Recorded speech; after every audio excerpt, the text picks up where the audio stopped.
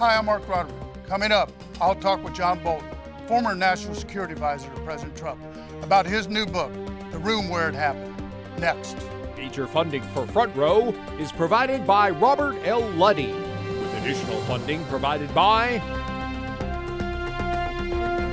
funding for the lightning round provided by RIFENBURG Construction and Jane and Van HIPP. A complete list of funders can be found at unctv.org/front row. It's Front Row with host Marc Rotterman. Welcome back. Thanks for joining us, Ambassador Bolton.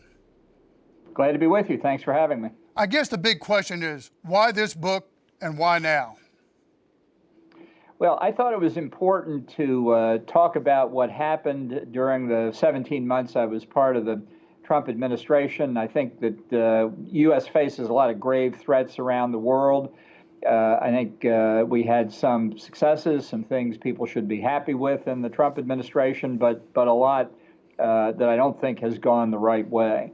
And I feel that for conservatives especially, and I've been one since I handed out leaflets for Barry Goldwater as a kid in 1964, I think understanding what operates in the Trump administration should be helpful to them and hopefully for conservatives and Republicans in the years going forward.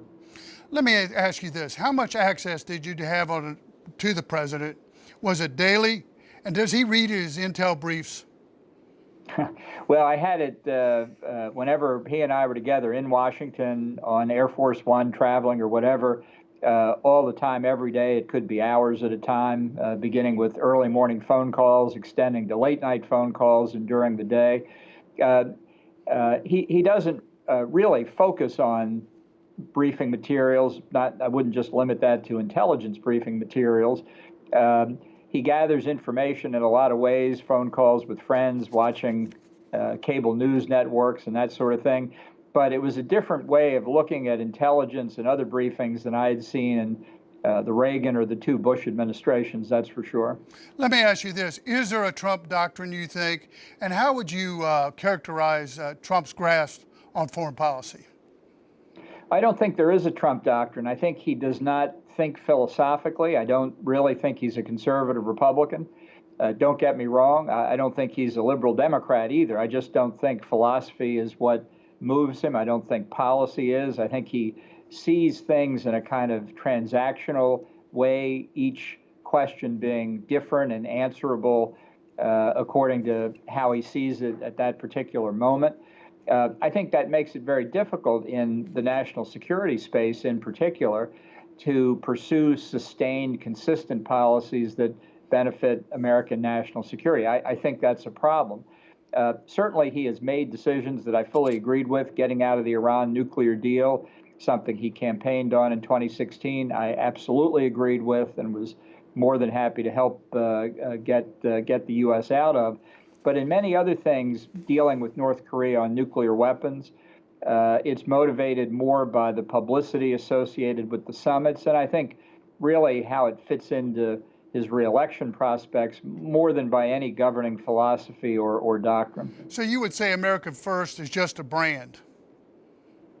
Yeah, I think it's a motto. I think it's something that appeals to a lot of conservatives. I think you can pour into it any meaning that you want, since it doesn't really have a meaning, certainly in the president's mind.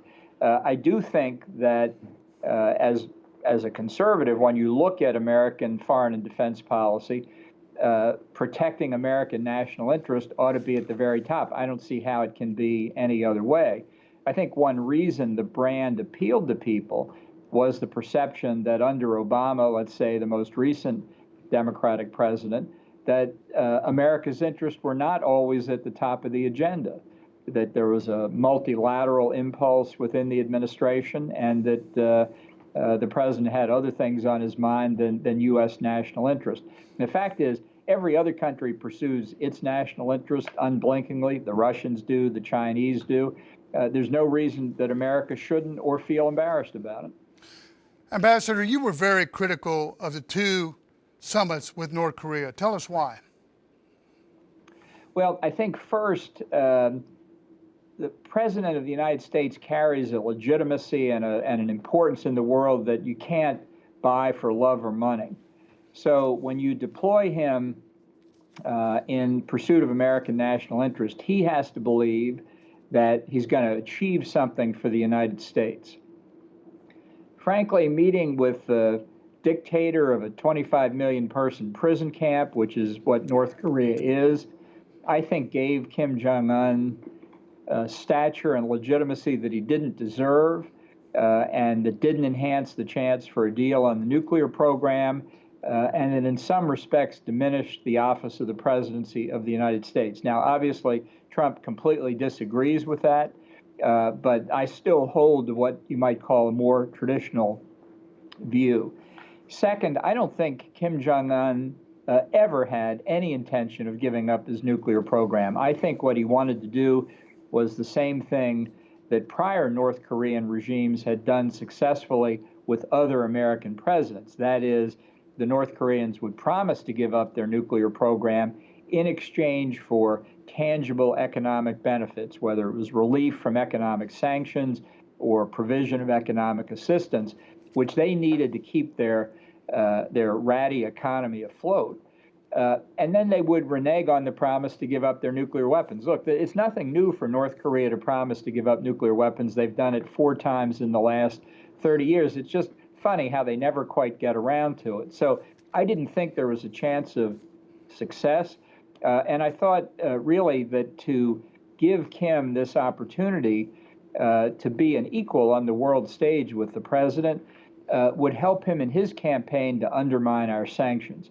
So I was skeptical of it from the beginning. So safe to say it was a good PR event for Kim Jong-un and not really anything beneficial for the United States.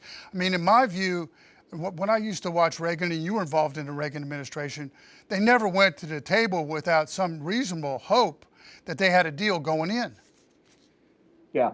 You know, people said, criticized Trump for not preparing in advance, which we didn't do an awful lot of. Trump said, well, that way hasn't succeeded in the past. What do you lose by trying essentially without any preparation? And I think I've given the answer to that question. You lose the prestige of the presidency and the United States. And it's impossible to believe on anything this critical that you're willing to take a gamble on the word of the leader of the world's only hereditary communist dictatorship. I mean, come on. But the president has the same attraction with the Ayatollahs in Iran. He thinks that in one day he could resolve all the issues. And that does cause me great concern, because I think the Ayatollahs would look at that from their perspective, much like Kim Jong-un did. I'm sure they talk all the time about how it is to deal with the Americans and how it is to deal with Donald Trump. And it's a mistake to think that they don't understand that they're playing a very different game than what Trump thinks they're playing. Are the sanctions working with Iran right now, do you think? And when they downed our drone, I think you wanted a more forcible response.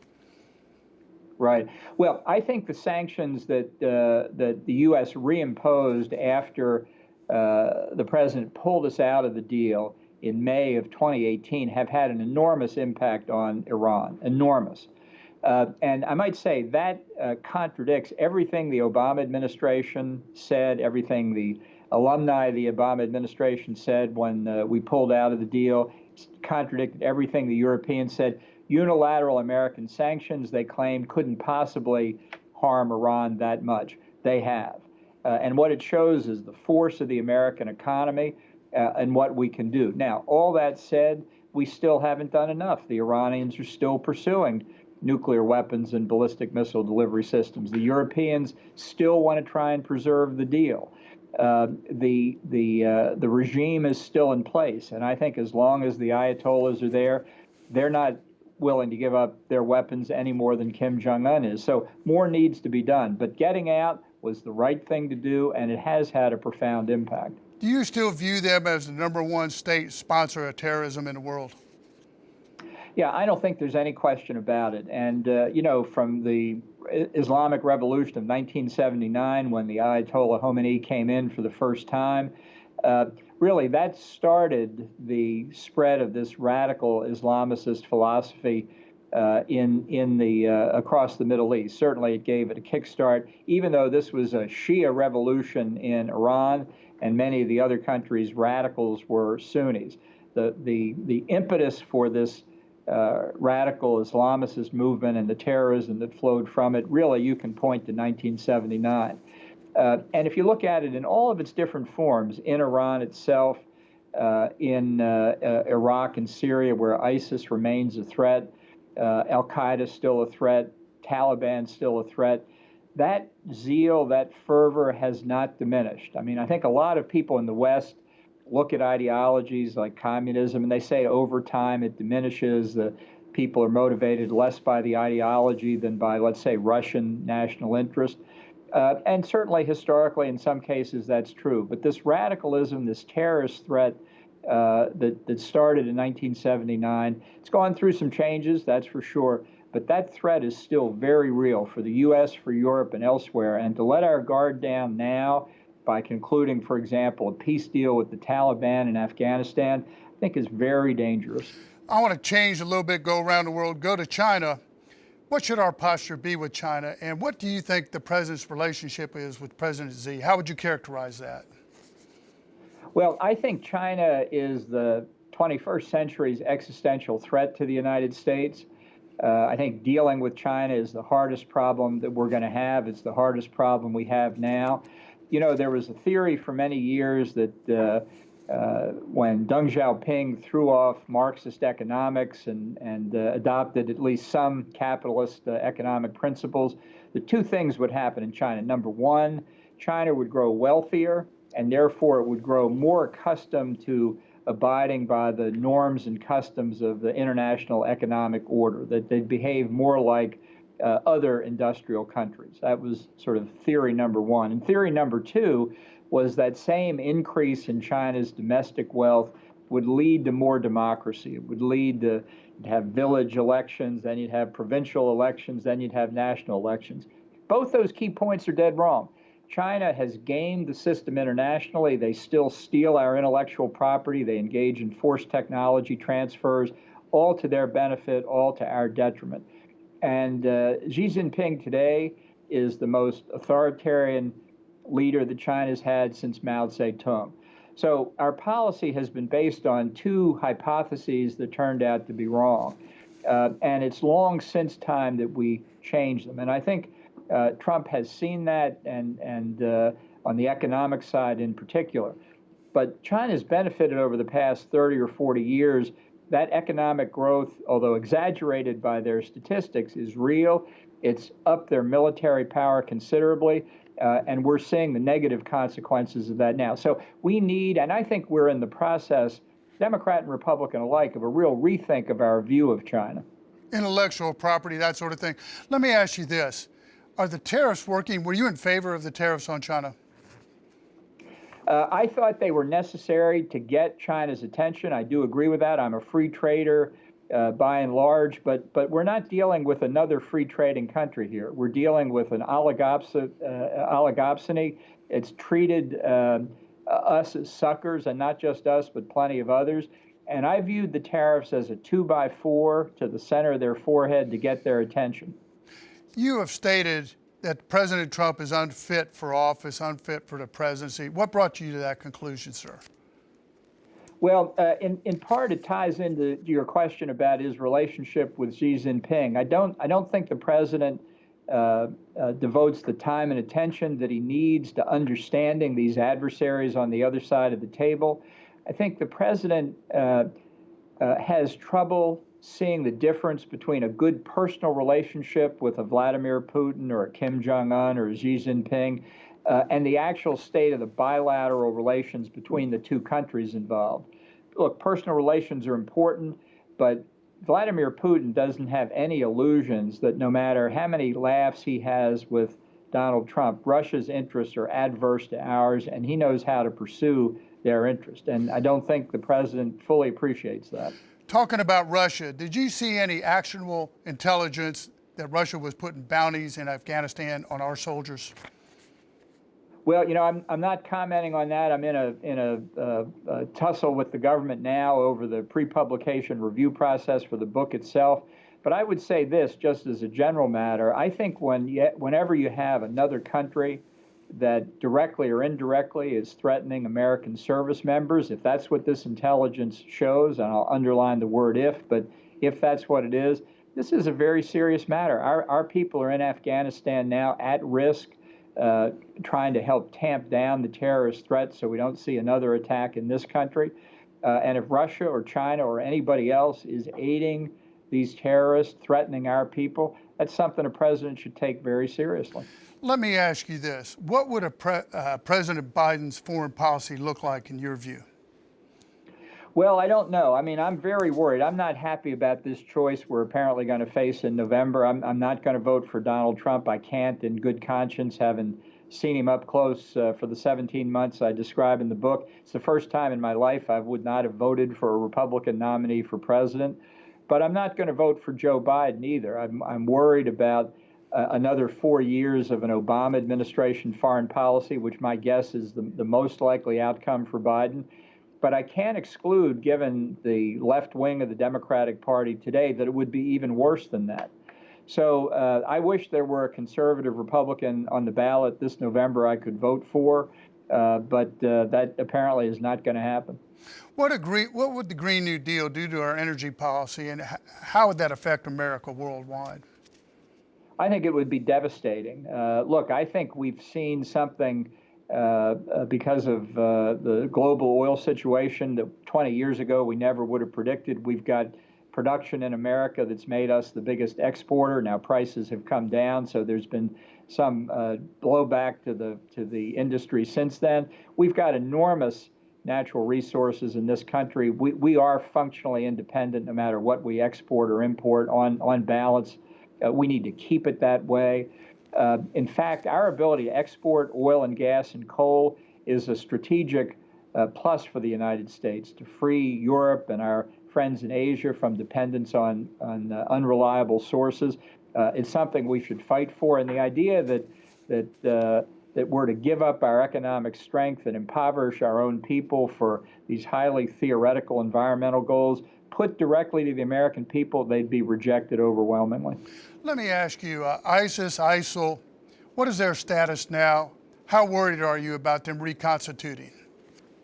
Yeah, I do think that we have defeated the ISIS territorial caliphate, but I think it would be a big mistake to conclude from that the ISIS threat has disappeared. In eastern Syria and western Iraq, you still have a lot of the terrorists. Some have gone elsewhere, some have gone to Libya, some have gone to Afghanistan. But that threat is real, and it ties into the point you raised a few minutes ago. That terrorist ideology has not diminished over time, and I don't think we're addressing it adequately now. We hardly talk about it anymore. But if you talk to people in the Middle East who are our friends, they know the threat is real, and we should not let our guard down. Sir, you served at the UN. Is it worth the time, the money, and our interest to stay in the UN, do you think? Well, I just say in my own defense, I represented the U.S. at the UN.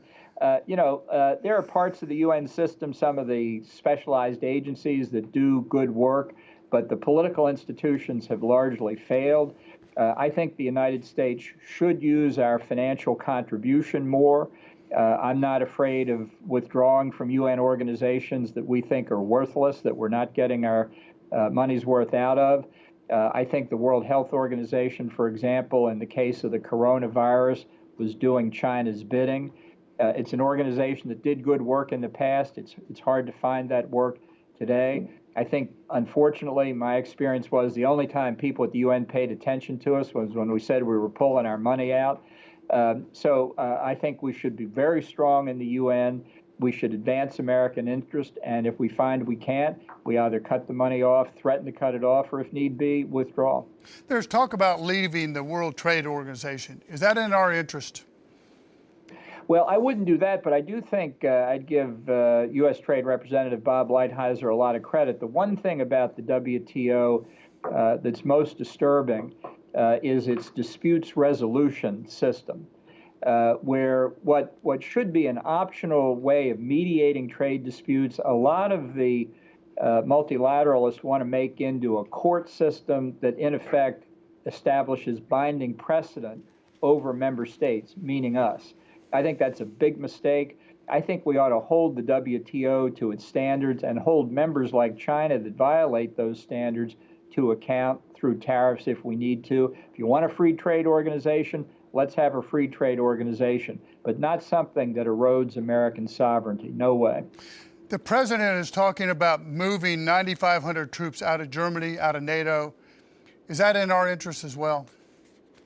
Well, I think what the White House is saying has changed on that, so I'm not exactly sure where we are. The first indication was the troops would be pulled out of Germany and brought back to the United States. More recently, it's been said they'll be deployed to Poland. Now, I actually think that's a good idea. I think it was something we discussed when I served in the administration. We've had troops in what used to be West Germany for a long time because that's where the lines of the Cold War were drawn. I think you have to look at redeploying forces constantly to where they'd be best used. I think the question is, are we strengthening the alliance? Are we enhancing the protection, especially of the Central and Eastern European countries against Russia? If that's the case, then I think we should look at these redeployments. Weakening the alliance, I'm not in favor of. Are you seeing more participation financially from the NATO countries to help safeguard their own countries? Yeah, I think this is something Trump has pushed. In 2014, all the NATO countries voluntarily agreed to spend 2% of their gross domestic product on defense. I think that's a good target. They have till 2024 to reach it. And I think by insisting that we actually expect the NATO countries to live up to the commitment they made, that perhaps over $100 billion of new defense spending has been generated. Now, we've got a long way to go. So I think if getting people to take their own defense seriously is something they are prepared to spend money on, we ought to do it. But again, that should be to strengthen NATO, not to undermine it. Speaking of strengthening NATO, the Obama administration pulled missiles out of Poland. Is that correct? And was that a wise move? Well, that was a scaling back of our national missile defense program. They reduced basing plans and for radars in the Czech Republic as well. In the Bush 43 administration, I was the lead negotiator to get the United States out of the anti-ballistic missile treaty so that we could build national missile defense to protect the American homeland. That's what those Polish and Czech bases were going to help us do. I continue to believe we need a strong national missile defense, not just against the threat of Iran and North Korea. I think we have to think of Reagan's original concept to defend against Russia and increasingly to defend against China. We're not leaving the Europeans out in the cold. I think we want our allies to benefit, South Korea and Japan as well. Missile defense is hugely important for civilian populations to protect them. And so I remain strongly in favor of it. You worked with Reagan. Any fond memories? Look, I consider Ronald Reagan the gold standard of American foreign policy post-World War II. He talked about peace through strength. I think that's where the American population really is. Certainly they're not anywhere close to the left wing of the Democratic Party. I think we need to remember what Reagan did. He had a wonderful personality, but he was tough as steel. And eventually that led to the collapse of the Soviet Union and the Warsaw Pact and victory in the Cold War. If we had Reagan as president now, I'd feel a lot better. Have we fallen back since then, you think, since his days? Well, look, I think... Yeah, I think we face a lot of different challenges now. But I think we're way behind in defense spending. For example, even though Trump did increase the budget over the pitifully inadequate Obama years, I don't think we're where we need to be yet. And I think, unlike the Cold War, where we knew directly where the threat was, and it was a terrible threat of nuclear exchange with the Soviet Union, the world's much more complicated today. We've got superpower threats, we've got proliferation threats, we've got terrorist threats. We need to keep our capabilities up. We need a strong American presence around the world, not because we're feeling charitable toward the Allies. It's to protect us better around the world. Any final thoughts in about 30 seconds, sir? Well, look, I think we're coming up to a very important election here. As I say, I wish we had a conservative Republican we could vote for. But I think after the election, whatever happens, we are going to have a national discussion about foreign and defense policy. It should be a bigger priority for Americans. I think they look for strong American leadership, and we need that. What's next for John Bolton? Well, I'm going to get through this book rollout and then try and go back to speaking out, writing about American national security. Well, hopefully we can get you on set at some point when you're back in North Carolina, sir. We really appreciate your time, your efforts, and thank you for being with us. Well, thanks for having me. I look forward to coming back to North Carolina. That's it for us. Have a great weekend. See you next week on Front Row. Major funding for Front Row is provided by Robert L. Luddy, with additional funding provided by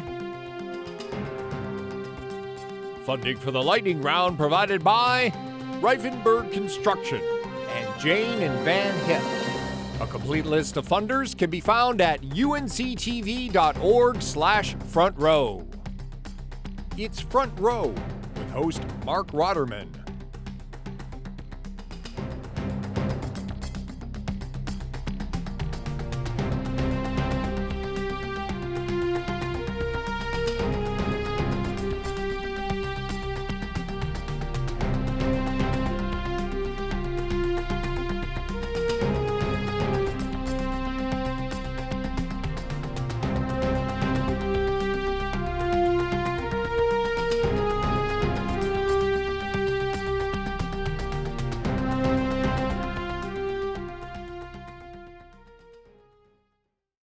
Quality public television is made possible through the financial contributions of viewers like you, who invite you to join them in supporting UNC TV.